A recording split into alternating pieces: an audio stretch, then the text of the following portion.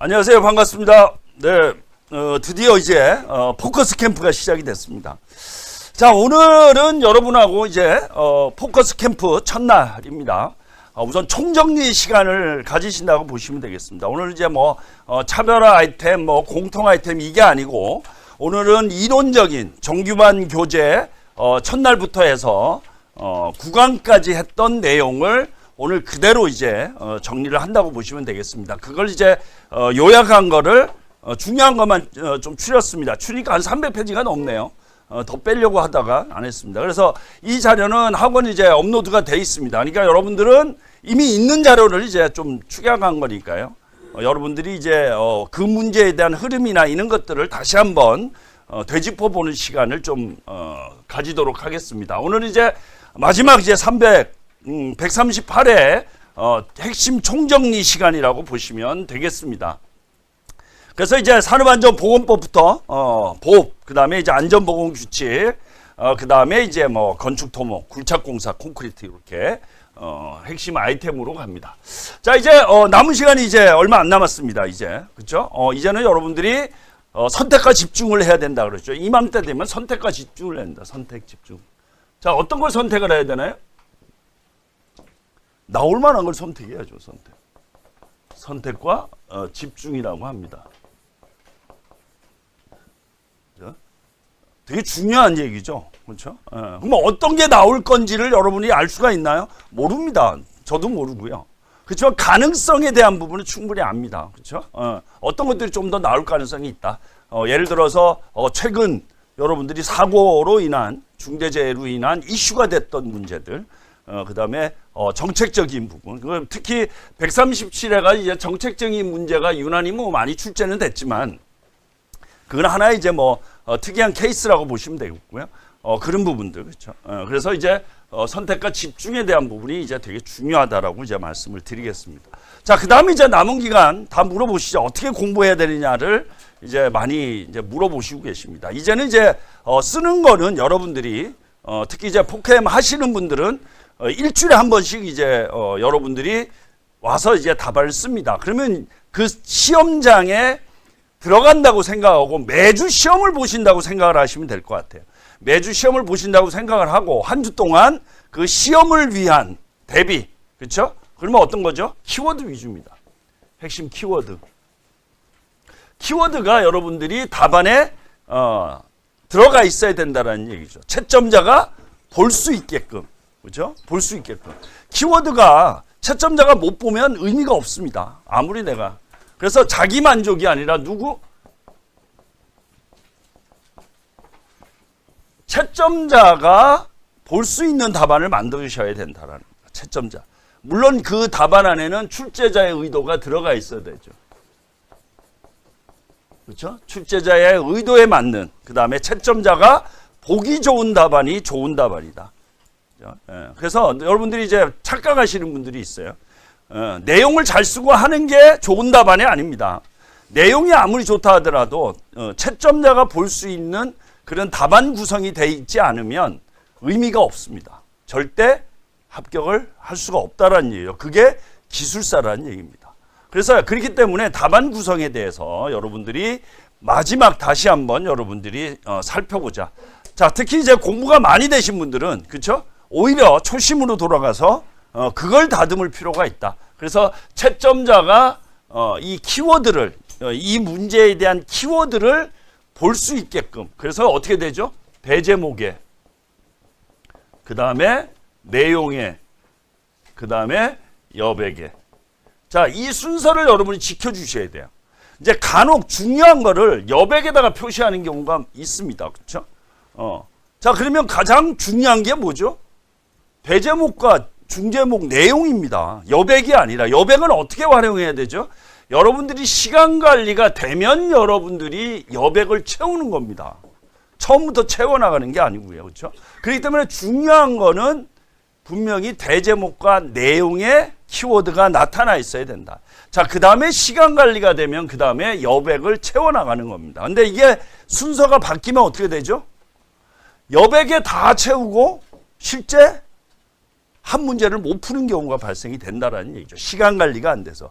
그러면 아무 의미가 없습니다. 그렇죠? 그렇기 때문에 다시 한번 얘기하지만 중요 핵심 키워드는 대제목과 내용을 통해서 여러분들이 채점자한테 내 답안을 보여주는 그런 방식을 찾아가자라는 얘기입니다. 그래서 오늘은 이 문제마다 어떤 키워드가 들어가야 되는지, 그렇죠? 그거에 대한 흐름을 여러분하고 이제 얘기를 하겠습니다. 그래서 이 흐름은 여러분들이 이 문제를 보고 반복해서 읽으시면서 이 문제가 나오면 어떤 키워드가 들어가야 되는지를 이제는 반복적으로 계속 머릿속에 되뇌어 주셔야 된다라는 겁니다. 그래서 그래야지 시험장에 가서 그 키워드가 다 반영이 될 수가 있다.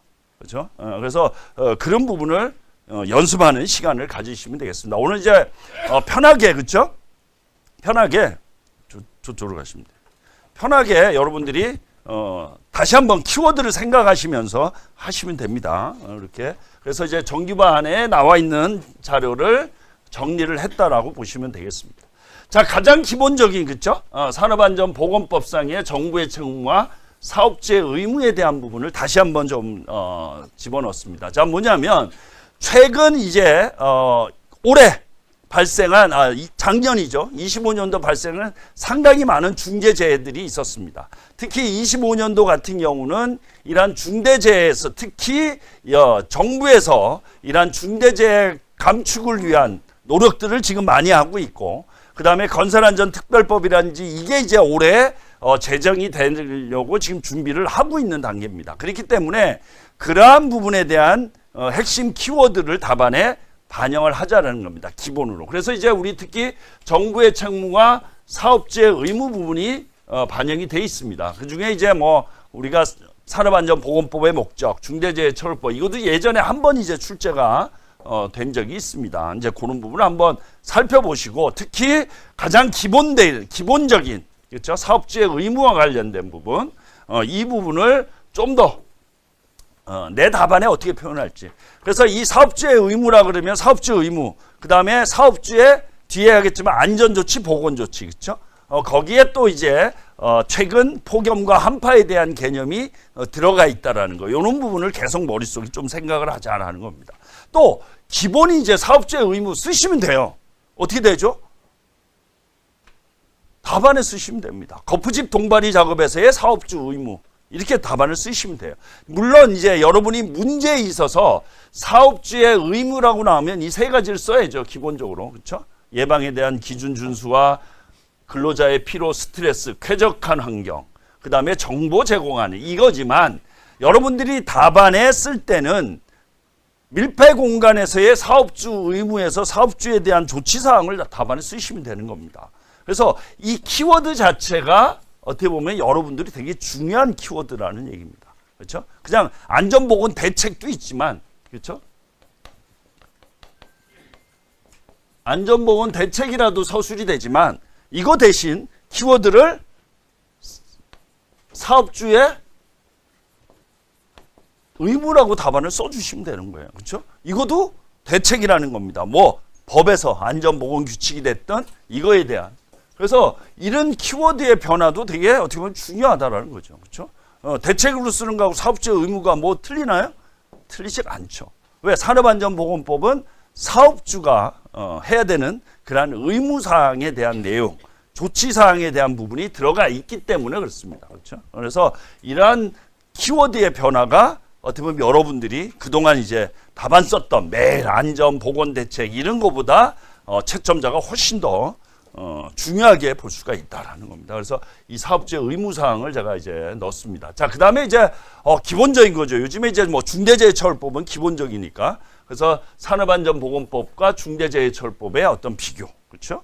그 다음에 그런 부분도 하나의 이제 공통 아이템으로 여러분들이 답안에 쓸 수 있다. 뭐 그렇게만 여러분들이 좀 보시면 되겠습니다. 그래서 이제 중대재해에 대한 비교 부분이 어떻게 보면 이제 여러분들이 하나의 아이템으로 들어갈 수 있다. 자, 그 다음에 이제 산업재해 예방에 대한 통합정보 시스템도 있지만 뭐가 더 중요하죠? 산업재해 발생 건수의 공표입니다. 그죠? 자, 이 발생 건수의 공표도 기본적으로 산업안전보건법에 명시는 돼 있지만 최근 우리가 발생된 중대재해 이후에, 그렇죠? 이러한 발생 건수의 공표 플러스 특히 이제 뭐 이번 같은 경우는 뭐 어떤 게 됐죠? 우리 뭐 상장사 같은 경우는 고지하는 의무가 생겼고 또 그거에 따라서 앞으로는 더더욱이 이러한 중대재해 발생이 되면 발생된 사업장 플러스 사업주에 대해서도 공표를 하겠다라고 지금 얘기를 하고 있습니다. 이거를 점점 강화가 되는 거죠. 그래서 최근 이런 기업의 신뢰와 연계돼서 한다. 그래서 이제 안전은 기업의 존폐까지 결정을 짓는 그 정도로 지금 이제 강화가 되고 있는 게 현실입니다. 그래서 이제 우리 주식시장에서도 그렇죠. 공시제도가 이러한 중대재해 발생이 되면 상장사 같은 경우 공시하는 제도가 지금 생겨서 반영이 되고 있다라는 거죠. 그렇죠? 그래서 그런 부분 때문에 이제 산업재해에 대한 발생 건수 공표 대상 사업장에 대한 부분이 여러분들이 한번 보시면 된다. 자, 이게 이제 최근 정책적으로 이루어지는 부분하고 연계해서 여러분들이 확인할 수 있다. 이거는 이제 안 나온 지가 꽤 됐습니다. 그렇죠? 그래서 좀 더 여러분들이 살펴보자. 자, 그래서 이제 뭐 포함 항목 뭐 이렇게 돼 있고요. 그 다음에 산업재해, 중대재해 뭐 차이점 이것도 이제 보시면 되겠습니다. 그 다음에 이제 이사회 보고 승인 이것도 이제 23년도인가요? 22년도가 한 번 출제가 됐습니다. 이사회 보고 승인. 이게 이제 중대재해처벌법이 시행이 되면서 그 전에 22년도가 시행이 됐죠. 그 다음에 이제 21년도에 이러한 산업안전보건법상에 사업주의 의무를 강화하는 내용으로 반영이 된 게 바로 이사회 보고 승인입니다. 그래서 중대재해처벌법과 이제 연계해서 사업주의 안전에 대한 책임, 그래서 안전보건관리계획에 대한 이사회 보고 승인이 나왔다. 그러면 이제 이 문제가 나오면 지금 최근 진행이 되고 있는 중대재해처벌법, 그 다음에 건설안전특별법까지 키워드가 답안에 들어가는 게 어떻게 보면 좋죠, 그렇죠? 그래서 이게 그러한 취지로 먼저 변경이 됐습니다. 중대재해처벌법이 시행 이전에 산업안전보건법으로 이제 변경이 돼서 반영이 됐다라는 겁니다. 이제 그 내용이 바로 이제 이사회 보고 승인권이다. 그러면 이제 이 키워드가 이런 중대재해처벌법이나 이제 앞으로 제정이 될 건설안전특별법, 그래서 경영자의 책임을 강화하는 부분으로 여러분들이 키워드가 반영이 돼야 되겠다라는 겁니다. 자, 이렇게 해서 이제 발주자의 의무 이렇게 나와 있습니다. 그렇죠? 그래서 우리가 특히 이제 이번에 건설안전특별법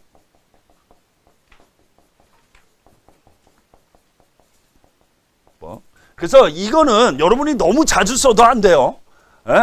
뭐 거푸집 동바리에 건설안전특별법 쓰 이르면 효과가 반감이 됩니다. 그렇죠? 그래서 쓸 게 훨씬 더 많은데, 그렇죠? 이런 것들은 이제 법 정책적인 부분이 관련된 문제가 나왔을 때 키워드로 반영을 해주시면 돼요. 제가 이제 자꾸 뭐 5번 대제목 5번 정책을 쓰시오라고 얘기하는데 그거는 여러분들이 처음 이제 준비를 했을 때 그 부분에 대해서 예를 들어 답안 분량을 채우기가 어렵거나 했을 때, 그렇죠?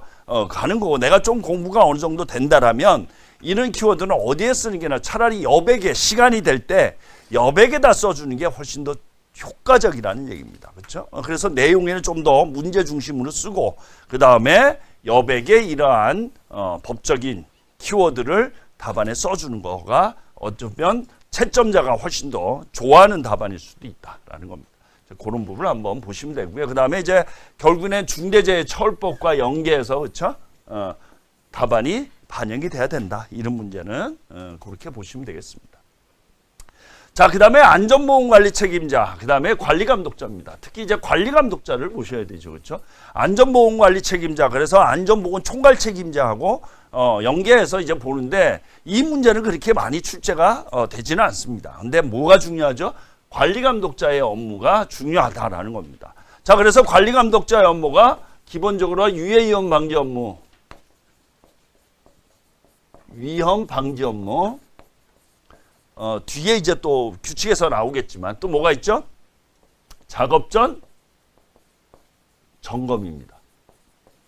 그래서 이 두 가지는 여러분들이 항상 머릿속에 가지고 가야 된다라는 겁니다. 그렇죠? 그래서 여러분들이 특히 지난번 135회 때죠. 135회 합격자분 보면 단답형에서 이따가 이제 뭐 그죠? 우리 이제 합격자 답안에 보면 5번에는 절반 이상이 근로감독자의 업무에 대한 부분을 다 반영을 했어요. 그죠? 작업 전 점검, 유해이염 방지 업무. 그죠? 왜? 관리감독자가 그만큼 중요하다는 겁니다. 그렇죠? 그래서 이 부분에 대한 내용은 여러분들이 키워드로, 대제목 키워드로 많이 반영을 하자. 그렇죠? 그리고 이제 관리감독자의 업무와 그 다음에 이제 교육에 있어서 그렇죠? 분리가 됐다라는 거 여러분 알고 계시죠? 분리가 됐다. 또 그 다음에 이제 이번 같은 경우는 교육 내용의 폭염과 한파, 그 다음에 화재 폭발이 반영이 돼 있다라는 겁니다. 이제 그런 부분을 항상 머릿속에 이제는 염두를 해주셔야 돼요. 그래서 모든 게 나면 교육하면 화재 폭발, 그렇죠? 그 다음에 폭염 한파가 키워드로 들어가야 된다. 그렇죠? 그 다음에 이제 위험성 평가에 대한 교육이 실시가 된다라는 겁니다. 이제 그렇게 여러분들이 생각을 하시고, 그 다음에 작업 전 점검은 우리가 대표적인 어떤 것들 위주죠? 기계 설비, 그 다음에 뭐 양중기라든지 건설기계, 그렇죠? 이러한 문제가 나오면, 그렇죠? 작업 전 점검에 대한 키워드를 써주는 게 좋겠다. 그래서 여러분들이 이걸 아무리 생각한다라 시험장에 쓸 수 있나요? 못 쓰죠. 여러분 지금 생각을 하고 예를 들어서 내일 시험이 본다 그래서 이걸 생각을 합니까? 못 합니다. 그렇기 때문에 제가 뭐라고 얘기합니까? 노트 한 권에 쓸만한 거를 쓰란 얘기예요. 가져가시란 얘기예요. 그래서 다시 한번 얘기지만 쉬는 시간에 그죠?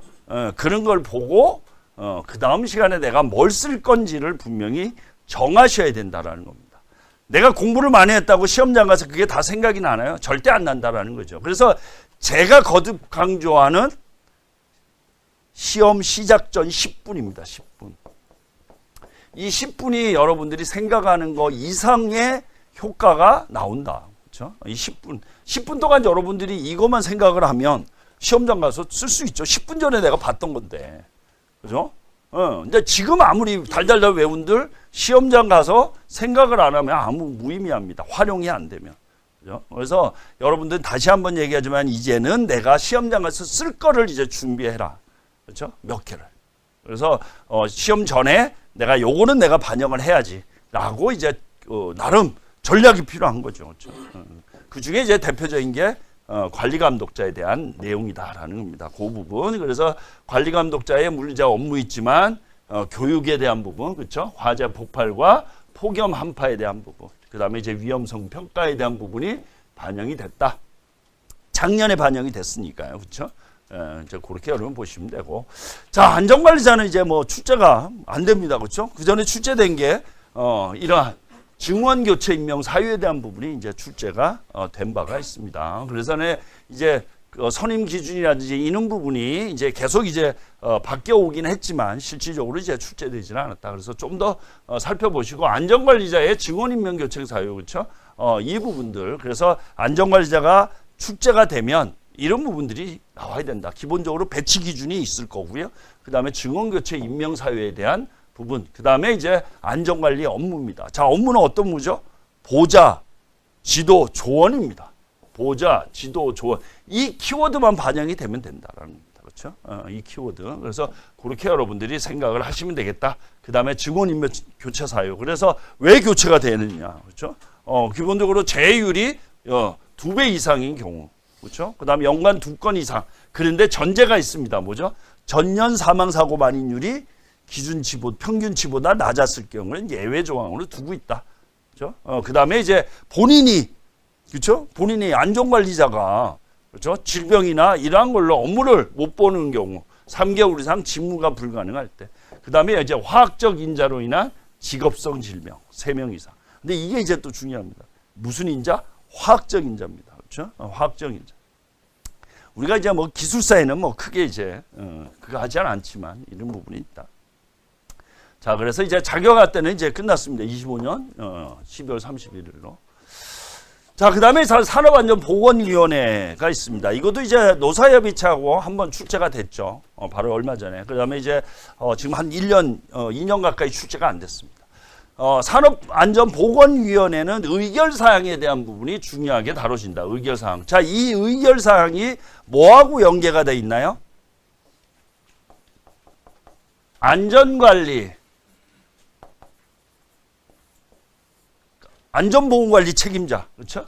안전보건관리 책임자의 업무와 연계가 되어 있습니다. 업무와 중복이 된다. 그래서 그 업무 중에 이제 산업안전보건위원회의 의결사항이 포함이 돼 있다라는 겁니다. 그래서 이제 산업안전보건위원회 나오면 또 뭐와 비교가 되나요? 노사협의체. 그렇죠? 자, 어떤 차이인가요? 도급에 대한 부분과 차이가 있다. 도급에 대한 이러한 협의체가 노사협의체가 해당이 되는 거고요. 도급 사업이 아닌 경우에 산업안전보건위원회에 대한 부분이 있다. 그래서 사업주와 근로자의 어떤 동수에 대한 부분, 그다음에 산업안전보건위원회 의결 사항에 대한 부분이 언급이 돼 있다. 그러면 이제 또 뭐가 또 나와야 되나요? 산업안전보건위원회가 이제 관련돼서 여러분들이 답안에 써야 될 게 산업안전보건관리비입니다. 그렇죠? 산업안전보건관리비.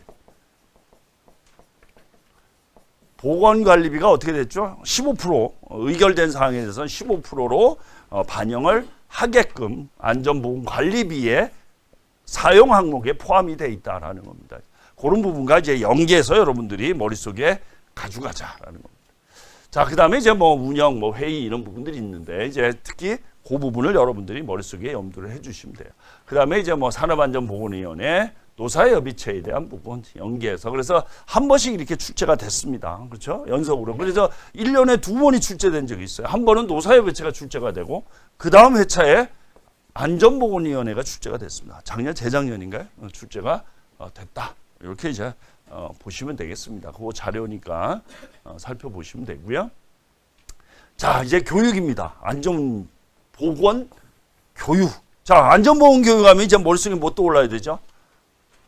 교육 내용이죠, 내용. 거듭 얘기하지만 내용이 먼저입니다. 뭐죠? 폭염과 한파, 화재와 폭발, 그렇죠? 내용에 대한 부분이 머릿속에 떠올라야 된다라는. 자, 그 다음 이제 뭐죠? 개정사항이긴 하지만 이제 근로자 중에 기간제 근로자에 대한 개념이 들어가 있다라는 겁니다. 그래서 기간제 일주일 근로자, 일용직과 일주일 근로자, 그 다음에 일주일에서 한 달에 대한 기간제 근로자가 이제는 반영이 돼야 된다라는 겁니다. 그래서 그런 부분들, 그 다음에 이제 특별안전교육에서도 타워 크레인의 신호수가 어떻게 이제 구분이 됐죠? 그전에는 일용직이었는데 일용직 플러스 기간제 일주일이 포함이 됐습니다. 이게 이제 가장 큰 차이다라는 거죠. 그러면 이제 문제가 어떻게 나오나요? 두 가지로 나옵니다. 전체적인 근로자의 정기안전보건 교육에 대한 내용. 그 다음에 지난번에 기출된 게 출제된 게 강사에 대한 자격 요건이 출제가 됐습니다. 근데 이제 이러한 부분들이 나오면 정기안전보건 교육에 대한 부분, 그죠? 이게 이제 출제가 됐다. 자, 그 다음에 뭐가 있죠? 정기안전보건 교육 안에 관리감독자는 별도로 이제 구분됐습니다. 그 전에는 이제 근로자 안에 포함이 돼 있었는데 구분이 됐죠. 그래서 교육, 그 다음에 특별안전교육. 그래서 특별안전교육이 출제가 많이 되고 있습니다. 그래서 이제 대표적인 게 특별안전보건교육에 10가지를 쓰시오. 10가지. 이게 대표적인 문제죠. 그 다음에 특별안전교육이 또 어떤 식으로 나오나요? 자, 해체 작업 중에 특별안전교육을 해야 될 공종을 선택을 하라고 나왔습니다. 그렇죠? 그래서 그런 문제가 출제가 이루어지고 있다. 그래서 특별안전교육, 그 다음에 그 중에 이제 일용직 근로자와 그 다음에 기간제 근로자에 대한 신호수에 대한 부분, 타워 크레인, 그렇죠? 이게 타워 크레인입니다, 그렇죠? 신호수에 대한 부분, 이 부분을 여러분들이 좀 더 관심을 가지자. 그 다음에 이제 교육이죠. 화재 폭발에 대한 부분, 화재 폭발에 대한 대피 훈련, 그 다음에 폭염 한파에 대한 건강장애에 대한 응급조치사항, 이렇게 이제 여러분들이 중요하게 여러분들이 체크를 하고 가셔야 된다라는 겁니다. 그래서 여러분들이 이제 뭐든지 우선순위가 있습니다. 그렇죠? 우선순위가 법에는 뭐죠? 법 개정이죠. 법 개정. 법 개정 사항입니다. 자, 이 법 개정 사항은 여러분들이 가장 우선적으로 여러분들이 공부를 하셔야 되는 거예요. 그렇죠? 다행히 25년도는 법 개정 사항이 생각보다 많지가 않다. 특히 23년, 24년도는 어떻게 했냐? 안전보건규칙이 거의 160개가 넘는, 그쵸? 항목들이 변경이 됐습니다. 그래서 그거가 돌아가면서 출제가 이루어졌고요. 25년도 역시 이러한 법 개정에 대한 부분이 중요하게 다뤄지고 있다. 또 최근 발생한 사고에 대한 부분이 이제 주된 25년도 출제 기준의 가장 주된 부분이라고 얘기를 합니다. 그래서 25년도 역시 법 개정에 대한 부분, 최근 밀폐공간 작업이라든지 이러한 교육과 관련된 부분, 그 다음에 시설물 안전법상의 정밀안전 진단에 대한 부분, 이런 것들은 기본적으로 여러분들이 머릿속에 가져가셔야 되고요. 또 이거는 어떻게 했다? 여러분들 무조건 답안에 써주셔야 돼요. 답안에. 왜? 내가 공부를 한 거니까. 그죠? 답안에 씁니다. 그래서 내가 이거는 답안에 도저히 문맥이나 모든 걸 봐서 내가 쓸 수가 없는 문제다. 그러면 어떻게 쓰나요? 그냥 여백에다 던져 놓으세요. 그냥. 여백. 여백은 뭐죠? 시간 관리가 할 때 쓰면 되십니다. 자, 그래서 이제 여러분들이 시간 관리가 그만큼 중요하다라는 게 다 쓰고 예를 들어 5분이 남았어요. 그럼 어떻게 되죠? 이런 얘기들을 합니다. 간혹 내가 처음부터 답안을 다 채워갔어요. 처음부터 쭉 답안을 다 채워서 답안을 썼는데 시간이 남았어요. 근데 어떤 문제가 생기나요? 노시는 분이 계세요. 이제 다 끝났네요. 나가. 왜? 쓸 데가 없어요. 그렇죠? 여백에다가 뭔가를 채워야 되는데 여백에 채울 공간이 없는 거예요. 그러면 이제 어떤 문제가 생기죠? 이거보다 다른 걸 써야 되는데 이거 A를 썼는데 내가 다시 돌아보니까 뭐야? B를 써야 되는데 A를 썼어요. 그렇죠? 이런 경우가 분명히 발생이 된다라는 얘기죠. 그렇죠? 시간이 남으면, 시간 관리가 되면. 그런 때를 대비해서라도 여백은 비워놓으셔야 돼요. 억지로 내가 채우려고 하면 안 된다. 그죠? 그래서 여러분들이 그 시간, 예를 들어서 남은 10분, 5분, 10분이 여러분들이 한번 경험해 보면 내가 실제 막 쓰는 10분, 20분보다 훨씬 더 효과적이다. 왜? 이때는 진짜 중요한 게 뭔지가 머릿속에 생각이 난다라는 얘기죠. 한번 둘러보면. 그죠? 그런 부분들이 있다. 또 어떻게 채울 수가 있다 그랬죠? 자, 여러분들이 단답형은 10개입니다. 10문제입니다. 그렇죠? 10문제입니다. 서술형은 4문제고요. 자, 그러면 여러분들이 반드시 여백을 비워놓으면 앞에 썼던 문제를 뒤에 문제에 여백에다 채울 수 있는 문제들이 어마어마하게 많다. 어마어마하게 다 채울 수 있습니다. 그렇죠? 그래서 앞에 썼던 물어본 내용을 뒤에 문제에 여백이나 차별화를 할 수 있는 문제들이 상당히 많이 있습니다. 그렇기 때문에 그렇게 해서 서로 크로스해서 이제 답안을 만들면 어떻게 되죠? 진짜 채점자가 좋아하는 답안이 될 수가 있습니다. 그래서 여백을 그렇게 활용을 해야 되는 겁니다. 내가 여백에 채울 게 없는 게 아니고 시간이 되면 여백에 채울 게 어마어마하게 많아진다는 얘기죠. 왜? 다른 문제에 이미 다 썼기 때문에 그걸 베껴서 그냥 여백에다 채우시면 돼요. 1번을 5번에다가 채우고 2번을 3번에다 채우고 이렇게 여백을 활용하시라는 얘기예요. 그게 맞고 안 맞고는 상관없다. 그렇죠? 왜? 어차피 안전이니까. 그렇죠? 그래서 그런 부분을 여러분이 다시 한번 생각을 하셔야 된다는 거예요. 예를 들어 안전관리자를 내가 답안을 작성했어요. 그렇죠? 안전관리자의 업무 뭐 이런 거 다 썼어. 지금 임명교체 사유 썼어요. 그러면 다른 문제에 그거 갖다 쓰면 안 되나요? 그냥 갖다 쓰시면 돼요. 여백에다가. 틀린 게 아니잖아요. 그렇죠? 왜? 현장에 모든 안전관리자가 다 들어가니까. 예를 들어 거푸집 동바리를 썼어요. 근데 여백이 남았어. 그럼 뭐 쓰지? 앞에 보니까 안전관리자를 내가 답안을 잘 썼어요. 그냥 여백에다가 안전관리자 임명교체 사유 쓰세요. 거푸집 동바리 작업에서의. 그죠? 그래서 그런 부분들이 하나의 차별화가 될 수도 있다. 문맥이 안 맞는데요? 상관없다라는 얘기예요. 왜? 여백을 채우면 되니까. 그죠? 여백은 무슨 목적? 여백을 잘못 썼다가 무조건 X가 되나요? 그렇지가 않습니다. 주가 대제목과 내용이라는 얘기죠. 여백은 플러스 알파랍니다. 플러스 알파. 그렇죠? 그렇기 때문에 여러분의 여백을 좀 더 활용하면 충분히 고득점을 받을 수 있는 여지가 높다라는 얘기입니다. 그러려면 어떻게 된다? 시간 관리죠. 다시 한번 얘기하지만. 그렇죠? 늘려서 쓰면 된다. 여백을 비워놓고 그 다음에 시간이 되면 앞에 돌아와서 채우자라는 거예요. 다시 한번 말씀드리는데 특히 이런 법적인 부분이나 이런 부분들은 활용도가 되게 높잖아요. 그렇죠? 그래서 왜 현장에 다 있으니까. 그래서 폭염 한파, 화재 폭발에 대한 부분이 있는 것도 이거를 처음부터 다 채워나갈 게 아니라 물어본 거 중심으로 쓰고 여백에 이렇게 채우는 그런 연습을 하셔야 된다라는 거예요. 자, 건설업 기초안전보고 이것도 이제 안 나온 지는 좀 됐어요. 이게 이제 일용직 근로자에 대한 부분입니다. 특히 이제 우리가 예전에 이제 이 권리와 의무에 대한 교육으로 출제가 된 바가 있다라는 겁니다. 이제 그런 부분만 여러분이 살펴보시면 되겠다. 자, 그다음에 위험성 평가 이건 뭐 워낙 뭐 중요합니다. 이거는 뭐 여러분들 무조건 연습을 하라고 그랬죠, 연습. 근데 아직까지 연습을 안 하시는 분들이 있어요.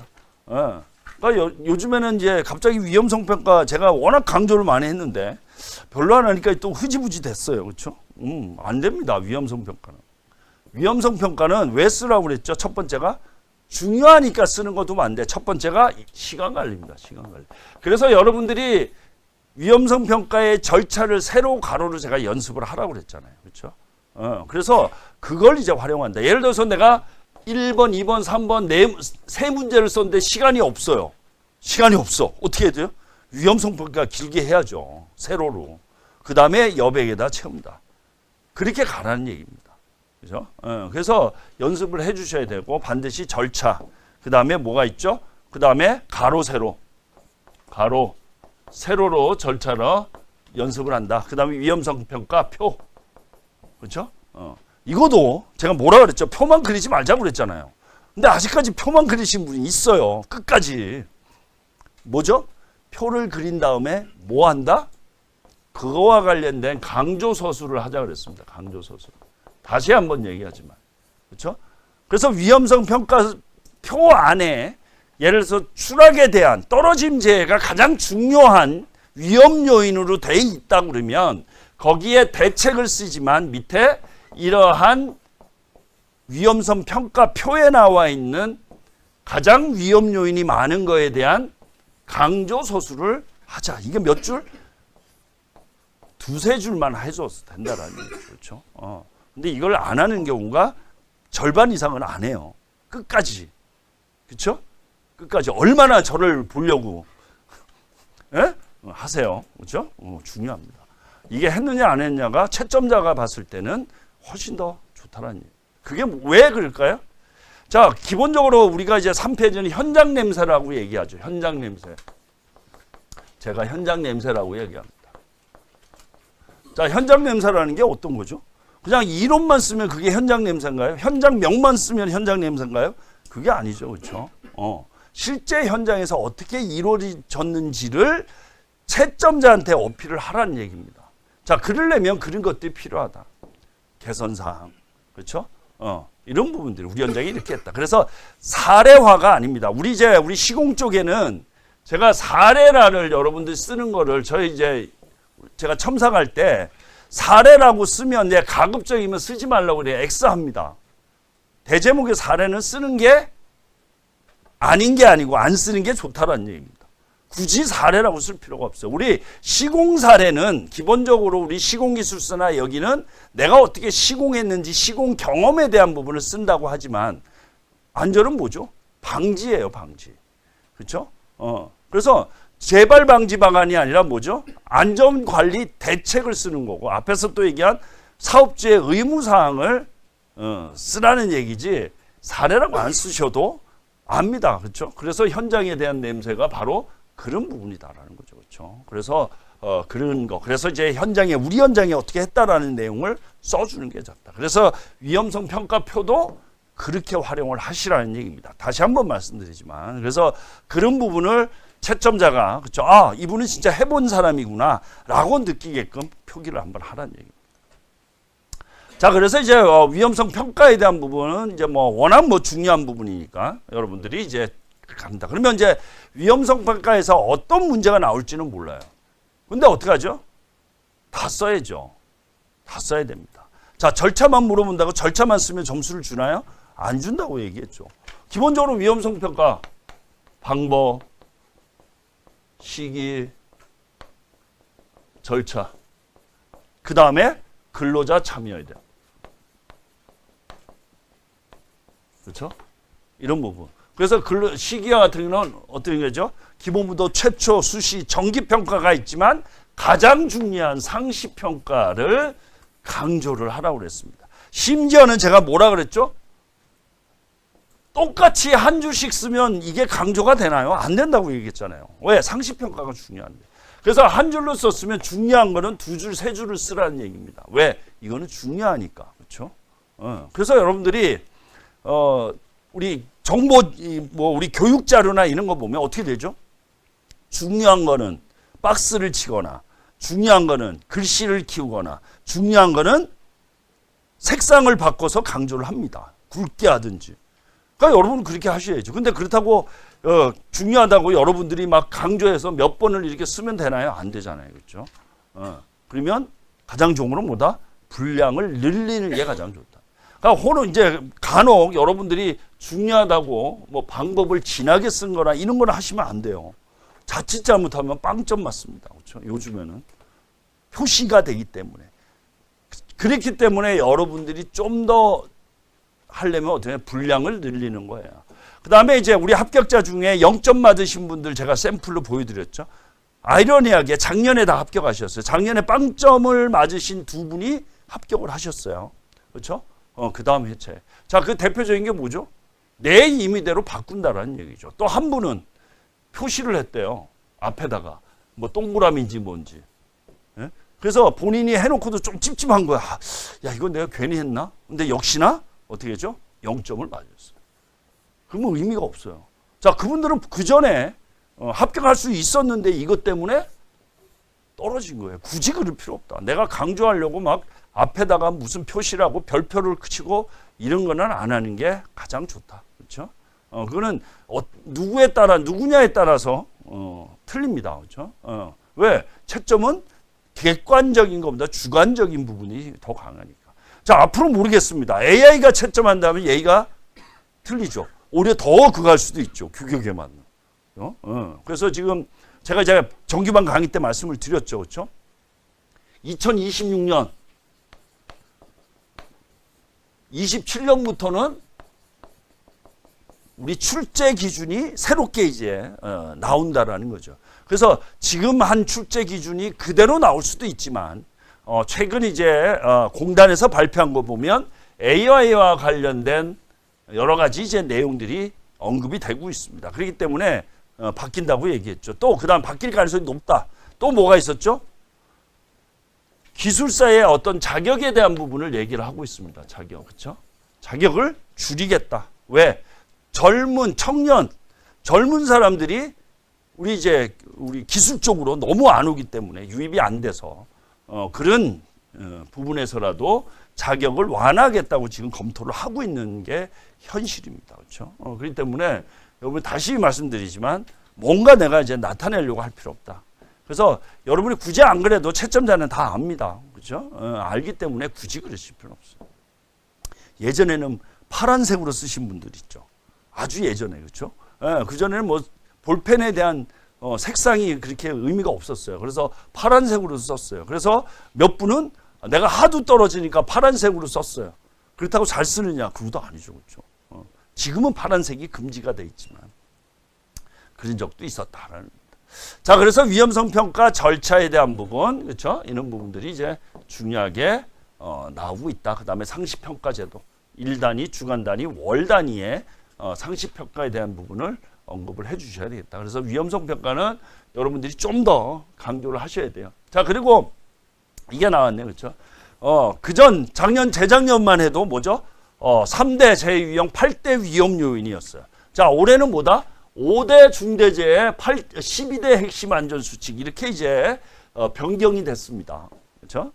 그래서 재작년에 제가 8대 그렇죠? 3대 사고 유형 8대 위험률을 되게 강조를 많이 했습니다. 왜 했죠?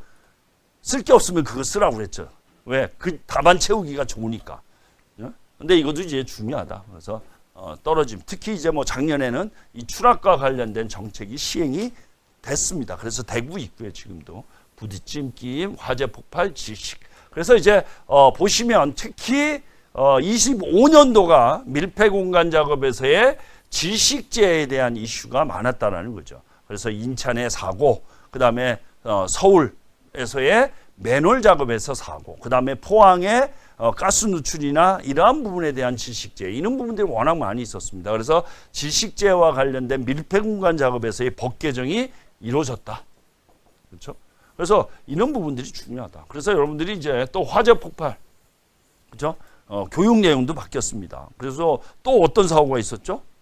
홍콩에서, 그렇죠? 홍콩에서 대나무 비계에 불이 붙어서 많이 사망하는 또 해외의 어떤 사건에 대한 이슈도 있었다라는 거죠. 끼임, 부딪힘, 추락. 이렇게 해서 이제 5대 중대재해, 그 다음에 12대 안전수칙. 그래서 이거는 여러분들이 준비를 해 놓으시면 어떻다? 활용하기가 되게 좋다. 그렇죠? 그래서 특히 나는 공부가 부족하다. 공부한 지가 한 달이 안 됐다. 제가 이제 공부한 지가 한 달 안 되신 분들한테 무조건 시험을 보라고 얘기를 했습니다.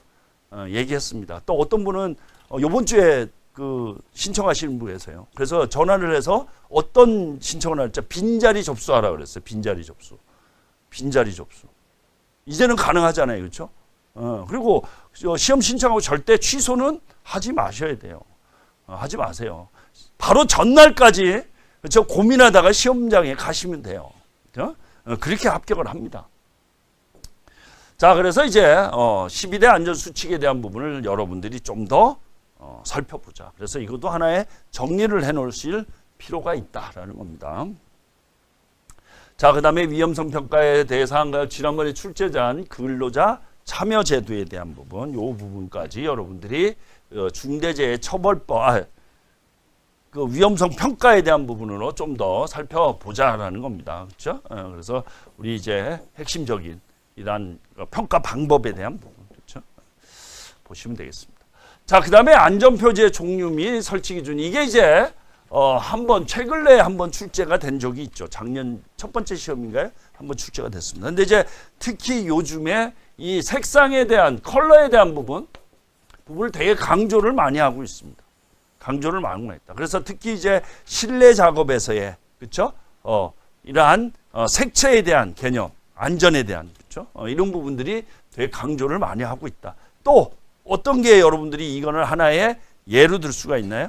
자, 우리 고령 근로자에 대한 부분, 또 외국인 근로자에 대한 부분, 그렇죠?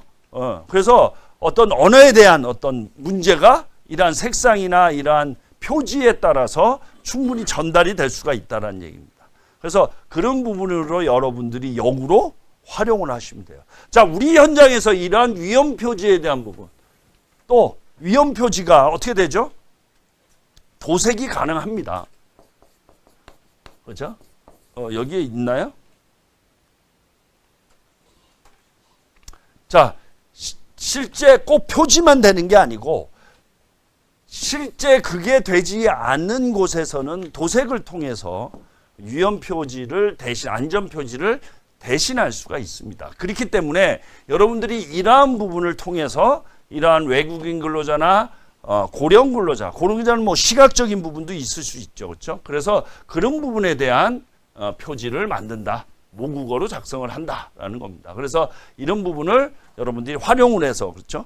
그러면 뭐 고령 근로자, 외국인 근로 나오면 이러한 표지판에 대한 얘기도 언급이 될 수가 있습니다, 실제. 그래서 그런 부분에 있어서 좀 더 여러분들이 보셔야 되겠다. 그래서 특히 이제 월간 안전화 여기에 보면 이런 부분들이 많이 이제 나와 있습니다. 이제 그런 부분만 좀 더 챙겨 보시기 바랍니다. 표지에 대한 부분요. 자, 이제 그 다음 한번 보겠습니다. 그 다음에 이제 사업주의 안전조치, 보건조치. 자, 이거는 이제 왜 여러분들이 봐야 되나요? 어떤 게 봐야 되죠? 보건조치입니다.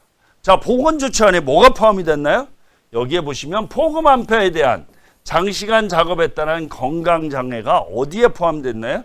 보건조치 안에 포함이 됐습니다. 작년에. 그렇죠? 포함돼서 이게 작년입니다. 2025년도에. 그래서 이제 폭염 한파에 대한 부분이 중요하게 다뤄진다. 그래서 혹시 이제 보건조치가 나오면 뭐가 중요하다? 폭염 한파가 중요하다라는 얘기입니다. 그렇죠? 왜? 법 개정 사항이니까. 그래서 그런 부분을 좀 더 한번 살펴보자. 자, 이런 거는 뭐 여러분들이 앞에서 얘기한 것처럼 사업주의 의무사항에 대한 부분이나 이런 부분을 하나의 차별 아이템으로 쓸 수도 있어요. 개정사항이기 때문에. 여러분 차별 아이템이 막 뭔가 뭐 새롭고 막 특이한 게 아니라는 얘기입니다. 다시 한번 말씀드리지만. 그죠? 그런 부분이 하나의 차별하다. 자, 위해위험 방지 계획서와 안전관리 계획서. 이거는 이제 워낙 많이 있습니다. 그러면 여러분들이 이거는 이제 어떻게 접근해야 되죠? 이거는 다 세트로 공부를 하셔야 된다. 자, 위해위험 방지 계획서, 안전관리 계획서. 또 뭐죠? 소규모 안전관리 계획서. 자, 이 세 개는 여러분이 세트로 관리를 하셔야 된다. 어떤 문제가 나오든. 그래서 우리 기출 문제를 보면 어떤 문제에 대한 게 대표적인가요? 자, 위해위험 방지 계획서, 안전관리 계획서가 출제가 됐습니다. 그 다음에 또 뭐가 나왔죠? 안전관리 계획서와 소규모 안전관리 계획서가 출제가 됐습니다. 그렇기 때문에 이 세 개는 어떤 문제가 나오든, 그렇죠? 답안에 다 써줘야 돼요. 자, 안전관리 계획서가 나왔어요. 문제가 안전관리 계획서. 그럼 뭐 1페이지 못 쓰나요? 안전관리 계획서와 유해위험 방지 계획서에 비교표를 쓰시면 되고요. 또 안전관리 계획서와 소규모 안전관리 계획서에 비교표를 쓰시면 되는 거예요. 그러니까 이런 것도 준비를 해놓으시면 항상 대기하고 있는 문제이기 때문에 중요하게 활용이 가능하다. 또 예를 들어서 어떤 문제가 나오든 예? 거푸집 동바리가 나왔어요. 그러면 이거 쓰시면 되잖아요. 예? 굴착 나왔다. 이거 쓰시면 되잖아요. 안 되는 게 아니라는 얘기죠. 그렇죠? 활용할 줄을 몰라서 그렇지 이런 것들이 차별화가 될 수 있다라는 겁니다. 그렇죠? 그래서 여러분들이 이제 그 공통 아이템, 차별 아이템을 얘기를 하는데 여러분들이 이제 착각하시는 경우가 있어요. 차별화예요.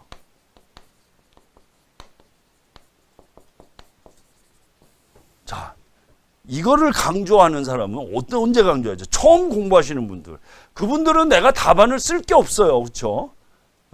쓸 게 없기 때문에 우선은 만들어 놓는 거야.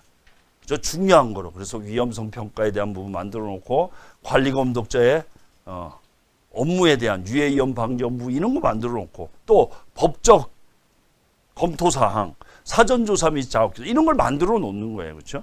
예. 그걸 이제 활용을 하는 거고. 그다음 내가 좀 더 공부가 되면 네 문제 중에 두 문제는 이런 걸 활용하지만 두 문제는 내가 공부한 걸 활용한다라는 얘기예요. 좀 전처럼 이러한 위해위험 방지 계획서, 안전관리 계획서를 하나의 1페이지에 공통 아이템으로 쓰면 되는 거고. 그러니까 그렇게 이제 활용을 하시는 겁니다. 다시 한번 말씀드리겠습니다. 또 1, 2, 3, 4번 4개 중에 그렇죠? 2개를 썼어요, 내가. 그러면 이거에 대한 내용이 2페이지에 차별 아이템, 3페이지에 차별 아이템, 1페이지 공통 아이템이 될 수가 있어요. 한번 그렇게 한번 연습을 해보시라는 얘기예요. 실제 이번 실전 때도 한번 해보세요. 그렇죠? 그래서 여러분들이 절대 나는 그 공부 기간이 짧다고 포기하면 안 된다라는 얘기예요. 그래서 제가 한 달 접수한 지 한 달 안 된 쉽게 얘기하면 학원에 오신 지 한 달이 안 된 분들을 제가 특별 교육을 한번 시켜봐야 될 것 같아요. 이것만 써서 한번 답안을 써보라고. 가장 빨리 합격한 사람이 며칠이라고 그랬죠? 45일이라고 얘기했죠. 그러니까 여러분 45일 합격하신 분 답안 보셨나요? 제가 보여드렸잖아요. 그렇죠? 그러니까 이분이 포캠을 해야 되느냐 말아야 되느냐 고민하는데 어쨌든 한번 해봐라. 그래서 했어요. 근데 답안이 없어. 이분 정리 답안은. 왜? 공부한 지가 짧아가지고. 그러니까 포캠 때 쓰신 답안 몇 개밖에 없어요. 그렇죠? 뭘 했나요? 위험성 평가표. 위험성 평가 절차. 가로 세로. 그렇죠? 그러니까 위험성 평가표도 쓸 게 없어서 앞에 못 썼죠? 그림. 그러니까 한 페이지가 전부 다 위험성 평가. 근데 60점으로 합격했나요? 아니요. 63점인가 합격했어요. 그렇다는 얘기예요. 다시 한번 얘기하지만. 그래서 이렇게 한번 살펴보자라는 얘기입니다. 그래서 이제 안전관리 계획서와 유해위험 방지 계획서에 대한 부분. 그 다음에 이제 지난번에도 출제가 된 근로자의 작업중지권. 그렇죠? 그래서 작업중지는 근로자의 작업중지권. 또 뭐가 있죠? 사업주의 작업중지, 그 다음에 고용노동부 장관의 작업중지가 있다. 그래서 고용노동부의 장관의 작업중지는 어떻게 되죠? 중대재해 발생에 따른 작업중지와 유해위험 방지 계획서의 이행점검 시에 작업중지가 있다라고 얘기했습니다. 그래서 이제 그런 부분. 그 다음에 이제 작업중지권이 나오면 뭘 여러분이 이제는 써줘야 되네? 현장입니다. 즉 현장에서 이 근로자의 작업 중지권을 정착하기 위해서 아니면 활성화하기 위해서 그렇죠? 또 실효성 강화를 위한 조치. 그래서 마일리 제도라든지 이런 부분을 통해서 이러한 작업 중지권을 보장을 한다라는 얘기입니다. 그렇죠? 그래서 우리 회사에서 이 작업 중지권을 어떻게 활용하는지 이런 부분에 대한 거를 답안에 써주는 게 핵심이다. 그렇죠? 작업 중지에 대한 부분. 그 다음에 이제 작업 중지 나오면 작업 중지 해제 절차에 대한 부분이 연결이 되겠죠. 절차. 그렇죠? 절차에 대한 부분. 이런 부분까지 여러분들이 참고로 해 주셔야 되겠다. 이런 이제 고용노동부 장관의 작업 중지. 그래서 이제 시정조치 작업 중지. 이게 이제 유해위험 방지 계획서의 어떤 이행 확인 점검에서의 작업 중지가 또 있다라는 겁니다. 이제 그렇게 여러분이 살펴보시면 되겠다. 그렇죠? 그 다음에 중대재해 발생 시에 사업주, 고용노동부 장관의 작업 중지 이렇게 돼 있다. 그래서 이제 이 부분은 뭐 워낙 뭐 이제 중요하게 여러분들이 다루고 있는 문제이기 때문에 이제 한번 보시면 되고요. 그 다음에 이제 작업 중지 해제위원회가 이제 있습니다. 그 앞에 뭐가 있죠? 근로자의 인터뷰, 면접이 있어야 된다라는 겁니다. 이게 이제 어떻게 보면 가장 핵심, 즉 근로자의 참여죠, 참여. 그게 이제 중요하게 나왔다. 보시면 됩니다. 자, 도급에 대한 산업재해 예방 조치입니다. 도급 중요하죠, 그렇죠? 그래서 이 도급 사업에 대한 부분, 그래서 여러분들이 요즘에 이제 중대재해가 발생이 돼요. 그러면 항상 도급에 대한 부분이 언급이 되죠. 도급, 관계수급인. 여러분이 이제 관계수급인이라는 키워드가 좀 익숙해져야 됩니다. 우리 쉽게 얘기하면 우리 현장에서의 하도급, 협력업체에 대한 부분. 그렇죠? 이게 이제 우리가 산업안전보건법에는 관계수급인으로 표현이 되고 있다라는 거죠. 도급과 관계수급인. 자, 결국에는 여러분 어떤 개념인가요? 모든 관계수급인의 안전과 관련된 부분은 누가 책임을 진다? 이제는 도급인이 책임을 져야 돼요. 도급인이. 그죠? 그게 이제 어떻게 보면 기본입니다. 예전에는 아니었다 그런 거. 예전에는 아니었다 그랬죠. 그렇죠? 그래서 이제 산업안전보건법이 전부 개정이 되면서 발주자의 책임도 들어가고 이 도급인의 책임이 강화가 됐다라는 겁니다. 그래서 여기에 나와 있는 것 중에 이러한 관계수급인의 작업 시기 내용, 그다음에 이러한 위험에 대한 안전조치 작업이 누가 하게 돼 있다? 관계수급인이 아니라 도급인이 하게 돼 있고, 또 화재 폭발 등의 위험이 있는 작업에서는 관계수급인의 작업 내용이라든지 작업 시기에 대한 부분을 누가? 도급인이 조정을 한다는 얘기입니다. 그렇죠?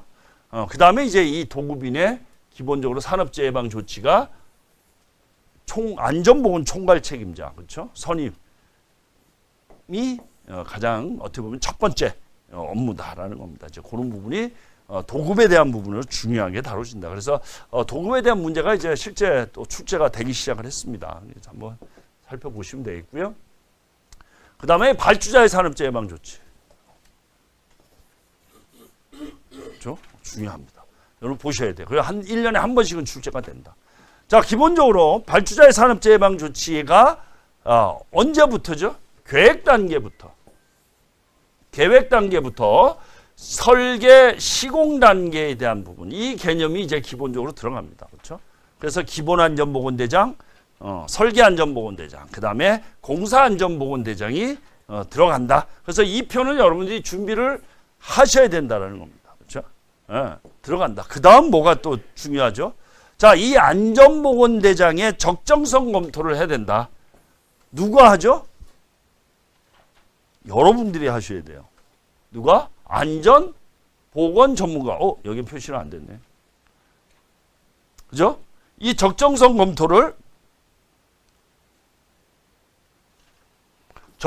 검토에 대한 부분이 안전보건 전문가가 하게끔 되어 있습니다.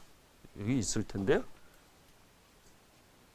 표시가 안 돼요. 안전보건 전문가. 그래서 건설안전기술사, 또 건설안전기사, 산업기사, 그리고 일정 경력이 있는 그런 분들이 검토를 하게 돼 있다. 그렇죠? 그래서 이러한 발주자의 산업재해 예방 조치, 각 보건대장. 그래서 문제는 뭐 다양하게 나옵니다. 그렇죠? 기본, 설계, 공사에 대한 부분으로 이제 언급이 돼 있다라는 겁니다. 다시 한번 이 부분이 워낙 중요하게 작용이 된다. 그래서 반드시 알아주셔야 되고 그거에 따른 적정성 검토가 이루어져야 된다. 그러면 안전보건 전문가에 대한 부분이 검토를 한다라는 얘기입니다. 그렇죠? 안전보건 전문가. 이거는 누가 한다? 기술사하고 건설 안전이 하는 겁니다. 그렇죠? 토목, 뭐 예를 들어서 뭐 토질 및 기초나 구조 기술사가 하는 게 아니라는 얘기죠. 그렇죠? 그래서 이거를 여러분들이 혼돈하는 경우가 많이 있습니다. 자, 이렇게 해서 이제 기본적으로 안전보건대장, 그 다음에 안전보건대장이 나오면 뭐죠? 여기에 포함 내용에 대한 부분이 중요하게 다뤄진다. 그래서 이제 이게 예전에 이제 법이 개정이 돼서 이렇게 됐다. 그렇죠? 벌써 1년이 넘었습니다. 그렇죠? 24년도에 개정이 됐으니까. 자, 이게 왜 개정이 됐죠? 위험성 평가 때문에 그렇습니다. 그리고 기본적으로 처음에 우리가 안전보건대장에 대한 어떤 내용에 대한 부분을 했을 때는 정착이 안 된 거죠. 그렇죠? 그래서 이제 이게 계속된다. 즉 뭐냐면 이 발주자가 하기가 어려운 항목들이 많이 나열이 되고 반영이 돼 있었다. 그래서 이제 현실적으로 실제 할 수 있는 내용들만 정리해서 반영이 됐고요. 그 다음에 가장 대표적인 게 뭐다? 위험성 평가에 대한 부분이 키워드가 빠졌다라는 겁니다. 왜? 위험성 평가는 설계 때 할 수가 있나요? 못 하잖아요. 그렇죠? 왜? 전제가 근로자 참여가 있어야 되기 때문에 그렇습니다. 그래서 여러분들이 간혹 아직도 설계 때 위험성 평가를 자신 있게 쓰시는 분이 있어요. 그렇죠? 자신 있게 쓰시는 분이 있어요. 그럼 어떻게 되죠? 자신 있게 아웃. 왜 그렇죠? 왜? 채점자는 그걸 보니까. 모르겠어요. 또 채점자가 그걸 위험성 평가에 대한 걸 모르라서 그렇죠? 넘어갈 수도 있어요. 그건 모르는 건데 어찌 됐든 쓰면 안 되는 겁니다. 키워드 자체가. 그러면 안전보건대장의 개념이 없는 거라는 얘기죠. 없는 거라는 거. 그래서 그 부분을 여러분들이 강조를 하셔야 돼요. 그래서 이제 여러분들이 이제 기술사를 따시면 안전보건대장의 검토 자격이 됩니다. 그렇죠?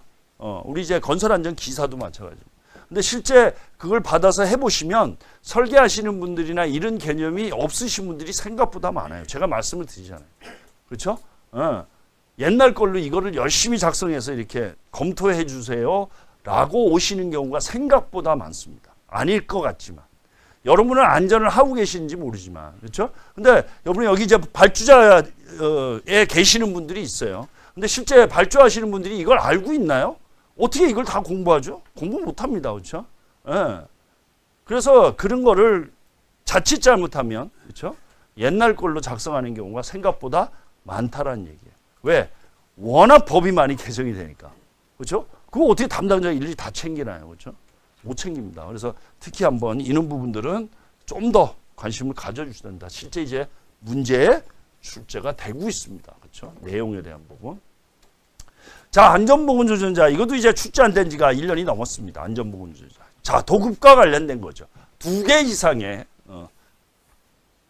도급한 발주자가 안전보건조정자를 선임하게 돼 있다라는 겁니다. 그래서 이제 이 부분도 기본적으로 여러분들이 좀 더 챙겨보시자라는 겁니다. 자, 그러면 이제 안전보건조정자에 여러분이 조심해야 될 게 있습니다. 뭐냐면 현장 냄새죠. 자, 여러분들이 현장 냄새에 뭐가 반영이 돼야 되죠? 이게 반영이 돼야 돼. 2개 이상 건설공사. 예를 들어 거푸집 동바리 작업에서의 안전보건조정자의 역할. 이거 맞나요? 안 맞나요? 안 맞죠? 왜? 세부 공정에 따라서 안전보건조정자가 선임이 되는 게 아니라는 얘기입니다. 그래서 여러분이 아무 생각 없이, 그쵸? 철골공사에서의 안전보건대장? 안전보건조정자? 완전 틀릴 수는 없죠. 그렇죠? 예를 들어서 난 철거를 하고 나는 전기공사를 따로 발주했어. 이렇게 될 수는 있지만 기본적으로 안전보건조정자 선임이 소규모 건설 현장은 아니라는 얘기입니다. 그렇죠? 그렇기 때문에 이런 부분들은 나름 복합공사에 대한 부분으로 언급을 해 주셔야 되는 거예요. 그렇죠? 어차피 현장 냄새를 내는 거예요. 그런 부분이다. 특히 이제 이거를 우리가 현장 냄새라고 앞에 공사를 이렇게 집어넣는 경우가 있는데 좀 신중하게 넣으셔야 된다는 얘기입니다. 그렇죠? 그러면 이제 대표적인 게 우리 이제 큰 프로젝트들을 얘기하죠. 특히 우리 이제 뭐 LH나 이쪽에서 발주하는 건 어떻게 하죠? 우리 이제 건축공사, 토목, 뭐 전기는 또 분리 발주를 합니다. 자, 그런 경우, 그렇죠? 그런 경우에 이제 안전보건 조종자를 둘 수가 있다. 또 큰 프로젝트, 단지 내에 다양한 이제 어떤 택지공사, 건술공사 이렇게 이제 복합적으로 이루어지는 그런 공사에서의 안전보건 조종자가 들어가야 된다라는 겁니다. 그래서 세분 공종을 쓰는 거는 안전보건 조종사에서는 맞지 않다라는 걸 여러분이 염두에 두셔야 된다. 자, 그다음에 이제 안전보건관리비에 대한 계산입니다. 이거는 이제 안전보건관리비가 변경이 되면서 그렇죠? 작년 첫 시험에 문제가 출제가 됐다. 왜? 법이 개정이 됐기 때문에 그렇죠? 연속적으로 개정이 됐습니다. 어떻게 했죠? 우리 시험 1월 달에 시험 봤는데 2월 달에 시험 봤는데 그 전에 한번 개정이 되고 시험 보기 전에 또 개정이 됐습니다. 그렇죠? 스마트 안전이. 그렇죠? 스마트 안전이. 그래서 여러분이 합격자 답안에 보시면 이때 쓴 답안이 좀 이제 혼동스러운 경우가 있어요. 어떤 분들은 결론부에 뭐라고 썼죠? 자, 스마트 안전이 총액이 변동이 없었다. 그래서 총액을 변동을 해야 된다라고 쓰신 분이 있어요. 그때는 언제 쓴 거죠? 시험 전에 쓰신 거예요. 시험 전에 어떻게 됐죠? 10%에서 20%로 요율이 변경이 됐습니다. 시험 전에 변경이 됐어요. 그렇죠? 총액에 대한 변동이. 그렇죠? 그래서 여러분이 포캠 할 때는 어땠나요? 포캠 이후에 아마 변경이 됐나? 아마 그럴 겁니다. 그렇죠? 그래서 포캠 하면서 변경이 된 것 같습니다. 자, 그래서 이것도 이제 큰 변동이 뭐였죠? 이제는 공사의 종류가 변경이 한번 됐었고요. 그 다음에 뭐가 변경이 됐죠? 요율에 대한 변경이 이루어졌었습니다. 요율. 그래서 제가 첫 시험 때 뭐라 그랬죠? 이게 이제 워낙 변동사항이 많아서 이 요율을 한번 외우자 그랬어요. 유일하게. 이거 한번 외워보자. 외워서. 그죠? 만약에 안전보건관리비 안 나오면 그냥 한번 써보자 그랬어요. 근데 실제 문제가 나왔어요. 왜? 워낙 많이 바뀌었으니까. 그죠? 그 다음에 이제 스마트 안전도 바뀌고. 그래서 이 답안이 최고 받으신 분이 60점 넘게 받으신 분이 한 분 계세요. 합격자 중에. 그죠?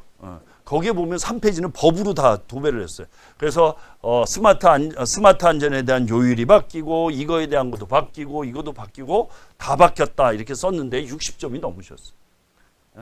그래서 이 우리 이제 안전보건관리비에 대한 부분을 좀 더 이제 관심 있게 보자. 그래서 안 나온 지가 이제 1년이 된 거네요. 그렇죠? 자, 그러면 이제 10분의 2 이내. 그렇죠?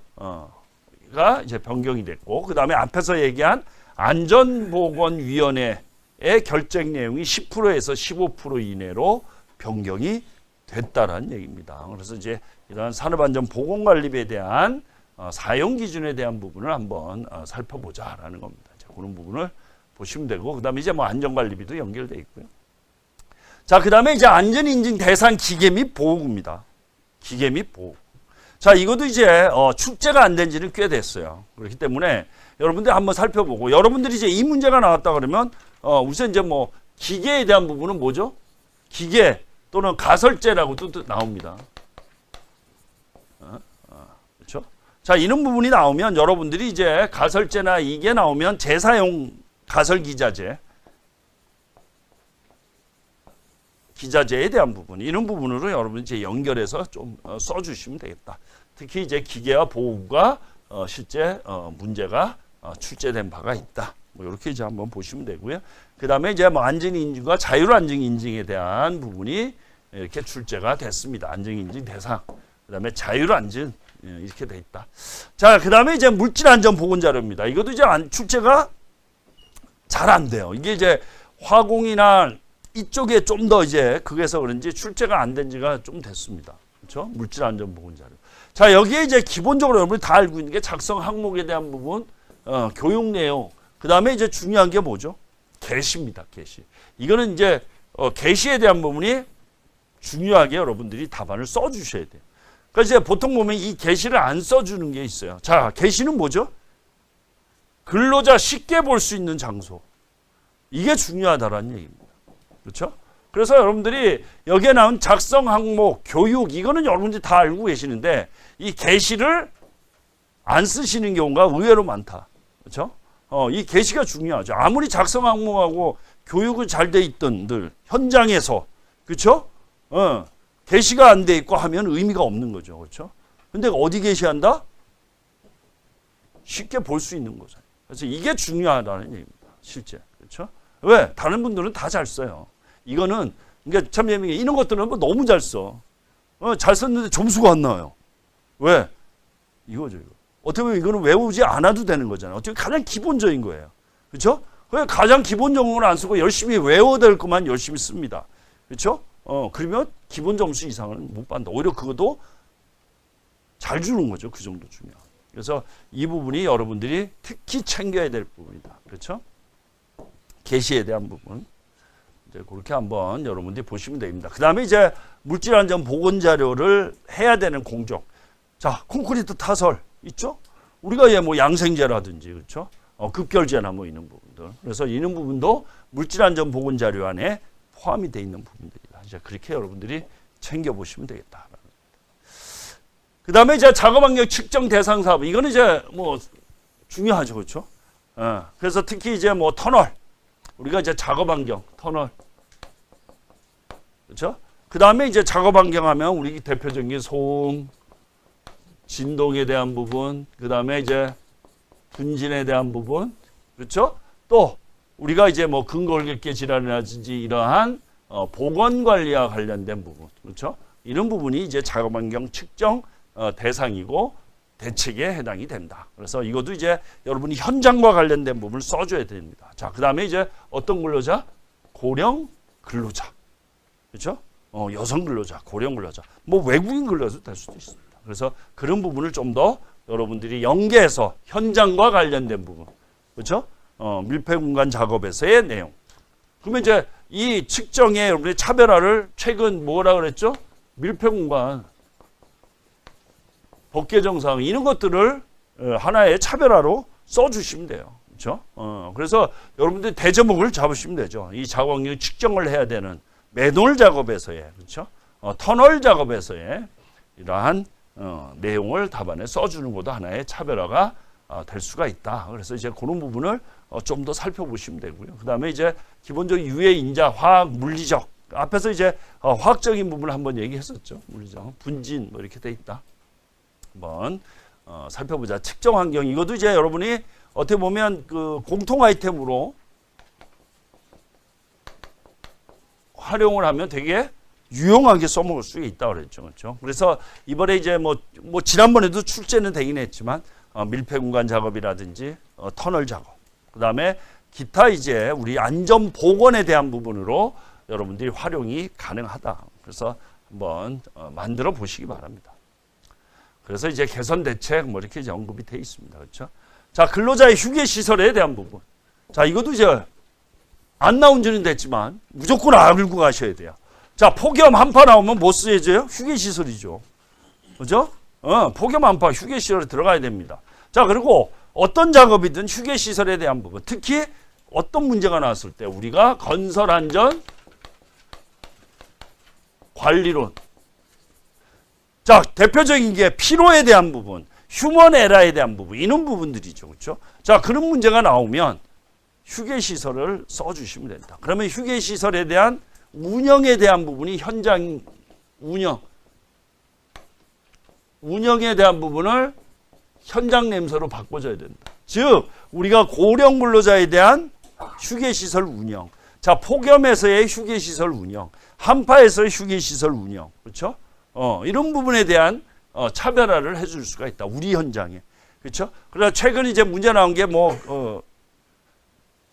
뇌심혈관 질환 뭐 이런 문제가 출제가 됐습니다. 그러면 그거를 예방하기 위한 휴게시설 운영에 대한 부분이 나오면 그게 차별화가 된다는 겁니다. 그래서 이제 휴게시설은 법개정 사항으로 예전에 2번이 출제가 연속으로 출제가 됐습니다. 근데 이제 출제는 안 되지만 여러분들이 항상 답안에 써줘야 되는 아이템이다. 그렇죠? 그게 차별화 아이템이라고 보시면 되겠습니다. 그래서 여러분들이 이제 휴게시설은 좀 더 관심을 가져주셔야 된다. 자, 이렇게 해서 이제 산업안전보건법을 한번 살펴봤습니다. 자, 여러분들이 이 산업안전보건법은 그 자체적인 어떤 서술도 있어야 되지만 그걸 적용하는 거, 그렇죠? 이런 부분들. 또 법은 어떻게 된다? 다른 문제에, 그렇죠? 여백이나 이런 부분에 차별화로 여러분들이 답안을 활용할 수 있는 아주 좋은 아이템입니다. 그 다음에 법 개정 사항과 관련된 부분을 좀 더 관심 있게 답안을 써주셔야 된다라는 겁니다. 자, 10분 쉬었다 하겠습니다.